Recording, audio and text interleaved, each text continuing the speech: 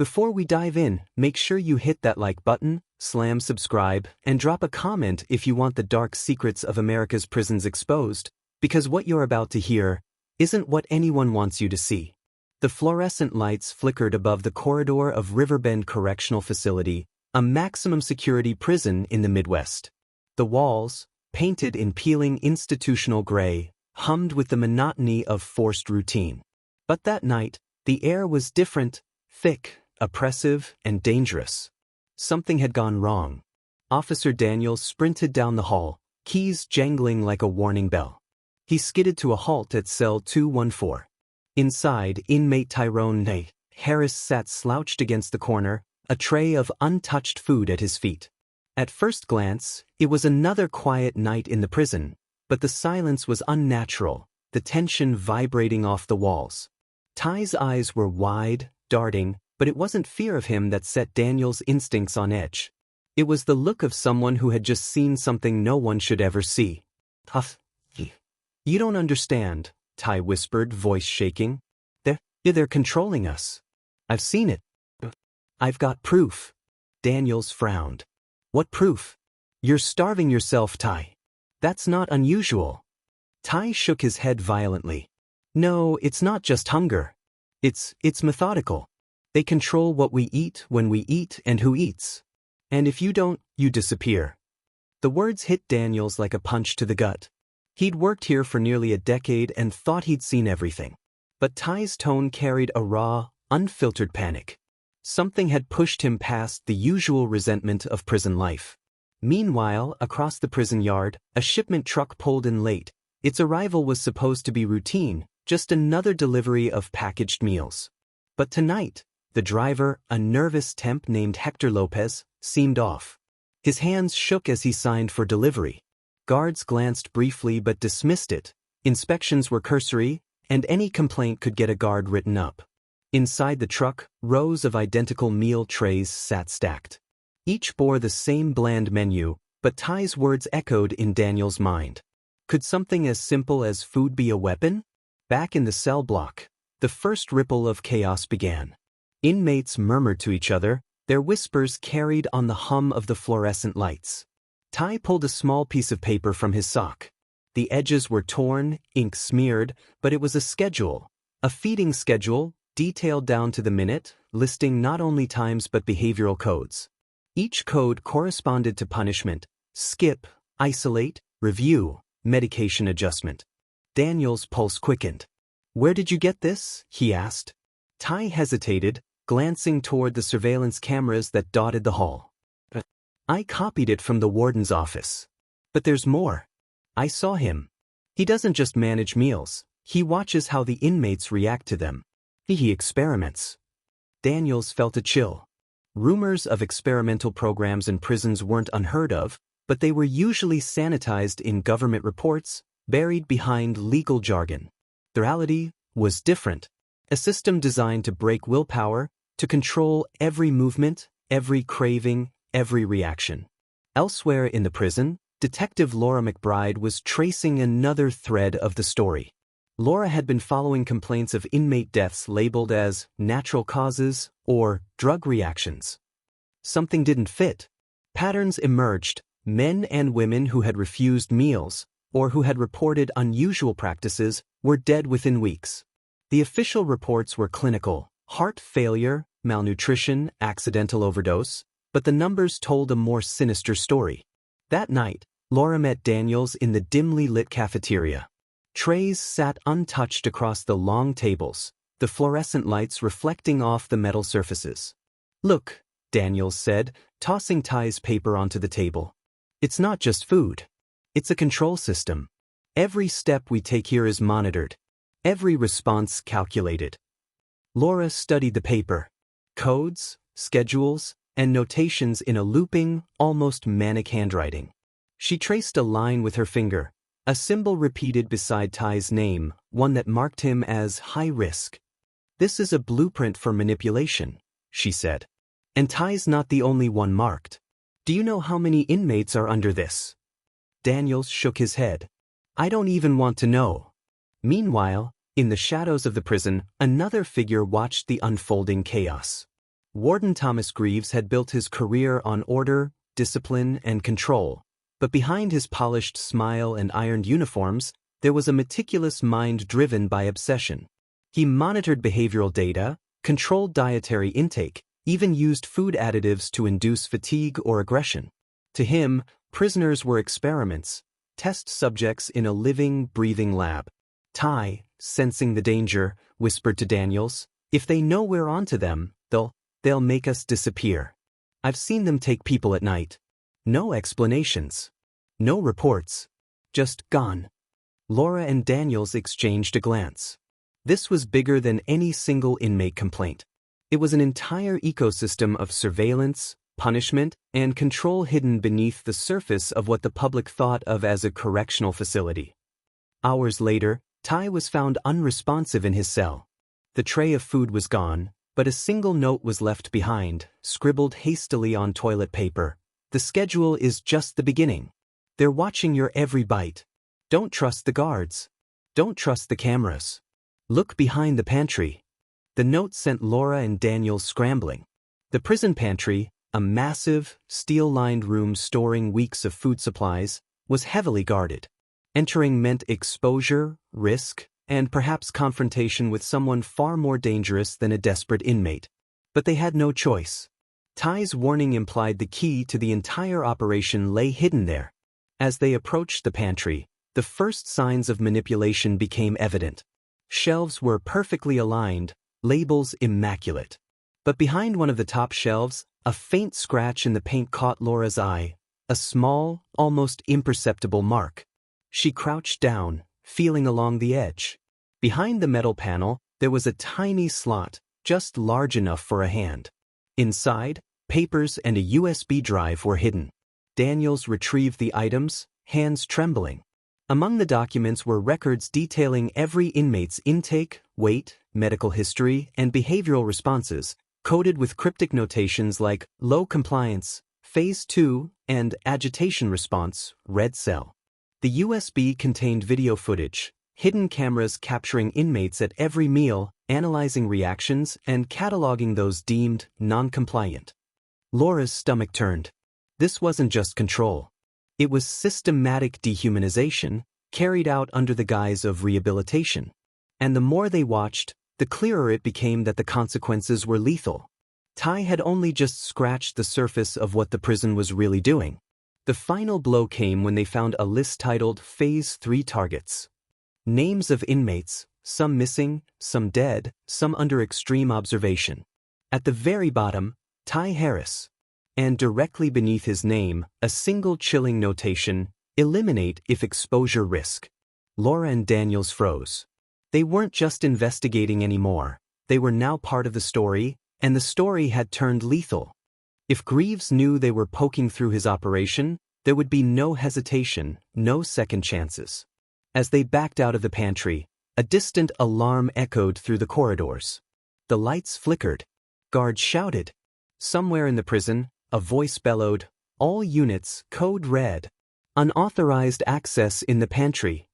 Laura's heart raced. Daniels drew his radio. "Control, we have a situation." But before they could finish, a shadow moved in the corner. Someone was watching them, closer than they realized. And in the dim light, they saw a figure slip into a side corridor, vanishing into the maze of cells and echoes.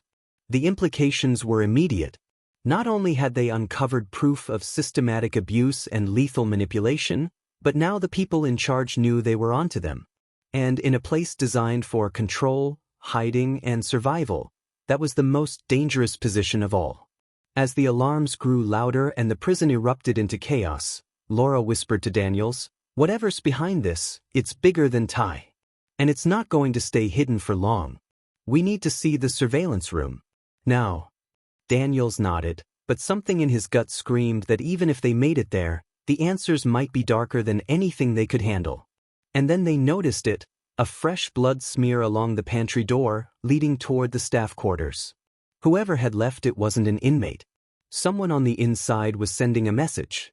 Laura's voice dropped to a whisper. "This is the first real warning. And I have a feeling it's only the beginning." The shadow in the hall shifted again, and the faint sound of footsteps echoed behind them.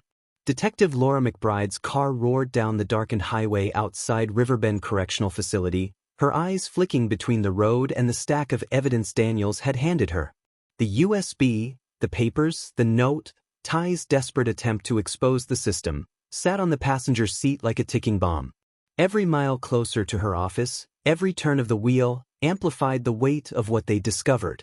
She parked in the underground lot, heart still racing, and took a deep breath.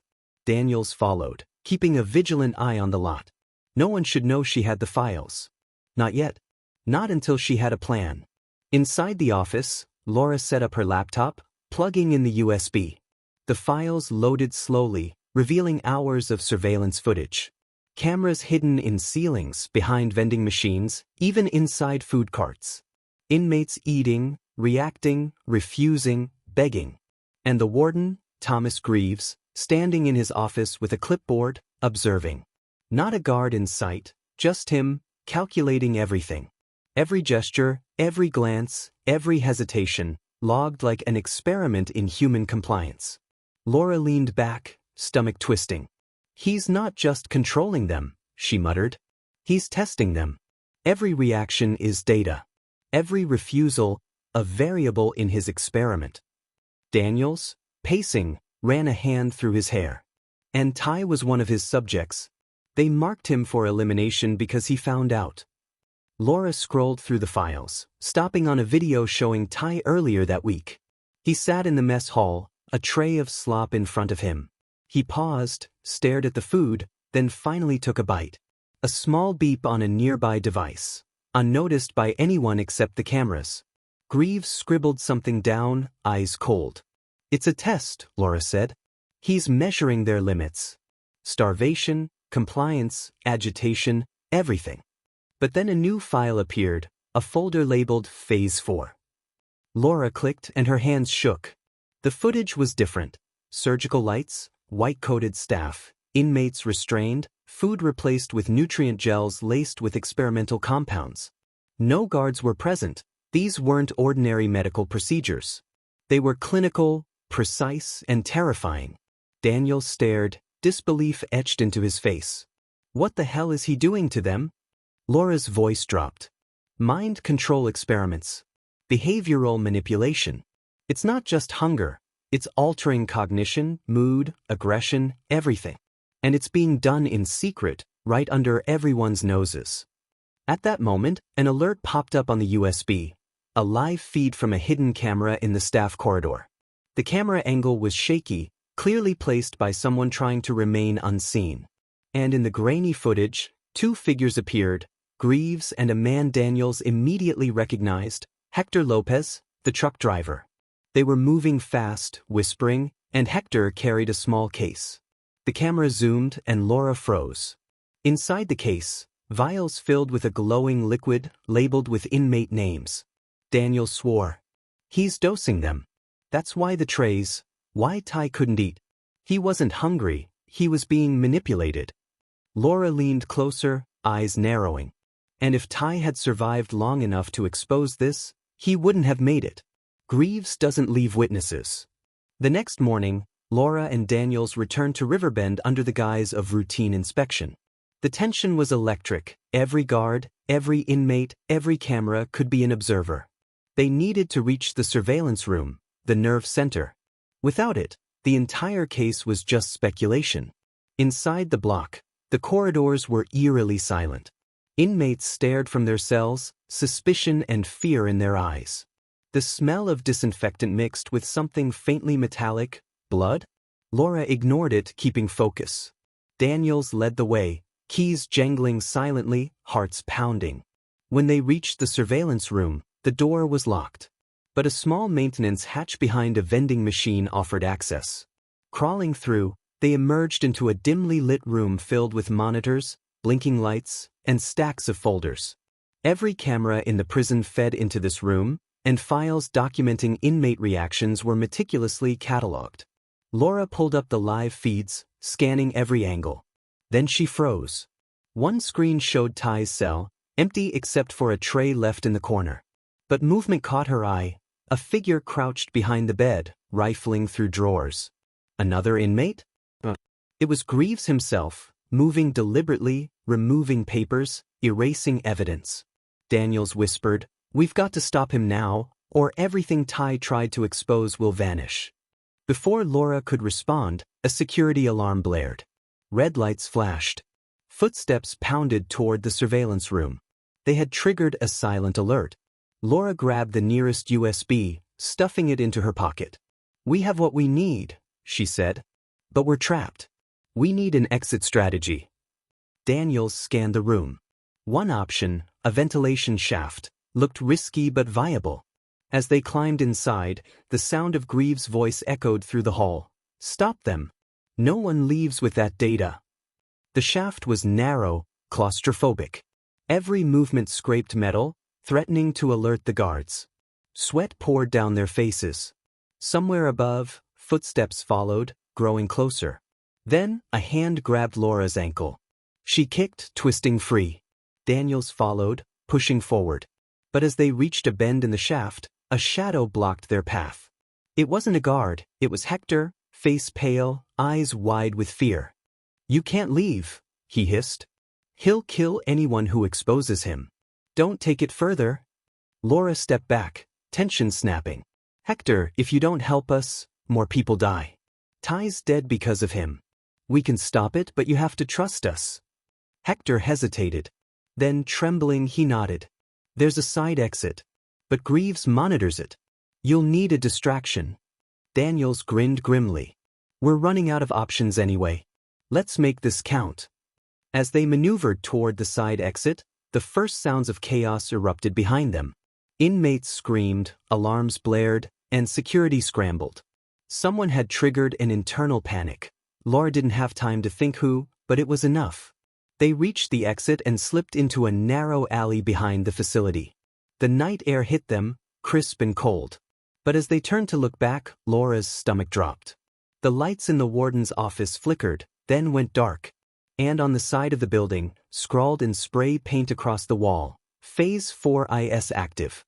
No one is safe. The message was chilling. The system wasn't just contained to Riverbend. It was bigger, more organized, and far more sinister than anyone could have imagined.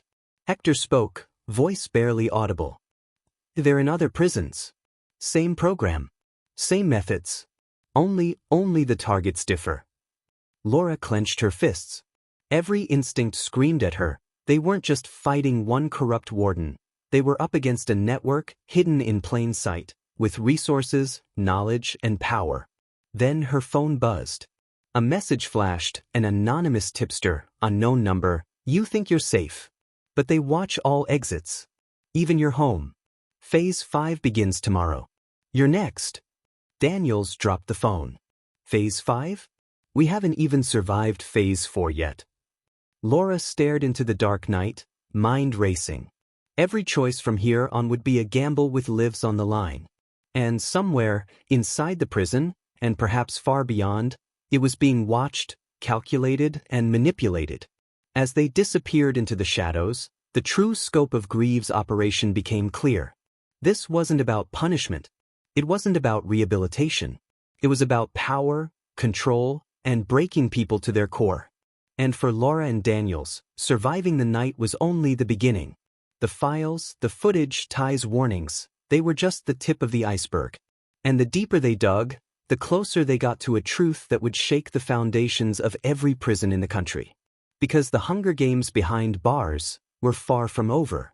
The following morning, Detective Laura McBride sat in a dimly lit motel room on the outskirts of the city, the stolen USB plugged into her laptop. Her hands were trembling, not just from fear, but from the weight of the evidence. Hours of footage, documents, and hidden schedules stared back at her from the screen, each one a damning indictment of Thomas Greaves' operation. Daniels paced behind her, muttering under his breath. "They're everywhere. It's not just Riverbend." Ty's warnings weren't paranoia, they were instructions. Laura's eyes widened as she scrolled through a set of encrypted emails discovered on the USB. Greaves had communicated with other correctional facilities, exchanging methods, data, and phase evaluations. The system was national, coordinated, deliberate, lethal. Phase 5 wasn't just another level, it was the final stage, systematic elimination of anyone who could expose them. Suddenly, the motel room door rattled. Laura froze. Daniels went to the window.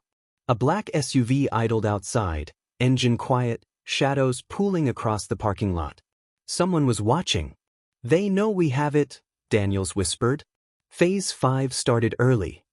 Laura grabbed a small, loaded backpack, camera, documents, USB, and whispered, "We can't stay here. We need allies, legal protection, and media exposure. If we go public, we stop this." But before they could move, the room shook violently. A hammering at the door, followed by a voice. "Laura McBride, step away from the laptop. Hand it over." It was Hector. His face was pale, sweat glistening on his forehead. He held his hands up. "I'm not here to hurt you, but Greaves, he's already taken out anyone in the chain of exposure. If we leave now, he'll know. You have seconds." Laura hesitated. "Then we do it together. We go public. Now." Hector nodded, leading them through a maze of side streets and abandoned alleyways. Laura's mind raced. Every step, every decision, felt like a gamble.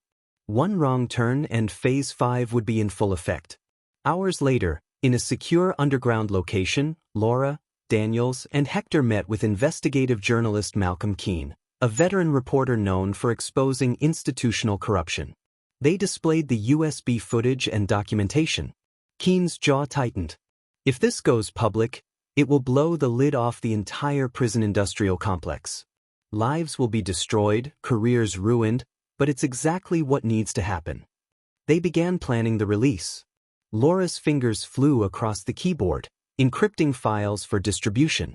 Daniels coordinated with attorneys, ensuring Ty's death and all subsequent inmate disappearances would be documented and sent to federal authorities. But just as the files were ready for public release, a chilling message arrived on Laura's phone, a video clip showing her own office, empty, but with her home in the background. Her cat, her living room, her mailbox. And written across the video in red, "Phase 5 is watching. Stop now, or you vanish next." The room went silent. Every heartbeat sounded like a gunshot. Hector swallowed hard. "They know where you live. Greaves, he's inside the system. They've been tracking anyone who moves against him. Every digital trace, every call, every location. He'll get you if we don't act fast." Laura's voice was steady, ice cold. "Then we accelerate. No hesitation. No retreat. People are already dead because we waited too long. Phase 5 stops tonight." Malcolm began uploading files to secure cloud servers, distributing copies to multiple media outlets, legal teams, and watchdog organizations. Daniels contacted trustworthy contacts in law enforcement to prepare raids on known Greaves-affiliated facilities. And then the inevitable confrontation. At Riverbend, Greaves sat in his office, monitors glowing with feeds from every corner of the prison. His phone buzzed. The hacker responsible for tracking Laura's team informed him the files had been leaked. Every outlet in the nation had access within minutes. Greaves' face darkened. "Contain the damage," he growled. But for the first time, he realized control had slipped. At the prison, guards and staff received encrypted messages. "Do not intervene. Phase 5 cancelled. Investigation underway." Panic erupted among the loyalists. Meanwhile, Laura, Daniels, and Hector watched live news feeds as the story broke. Video evidence, testimonies, and internal schedules confirmed systematic abuse, mind manipulation, and lethal oversight in multiple facilities. Interviews with former inmates detailed starvation, sedation, and psychological torture. The country reacted in shock. Senators demanded hearings. Investigators were dispatched to every implicated prison. Federal agencies took over, locking down facilities and detaining staff and administrators. Hit subscribe, hit that like button, and drop a comment, because what you're about to witness is the true cost of control, and there's no turning back.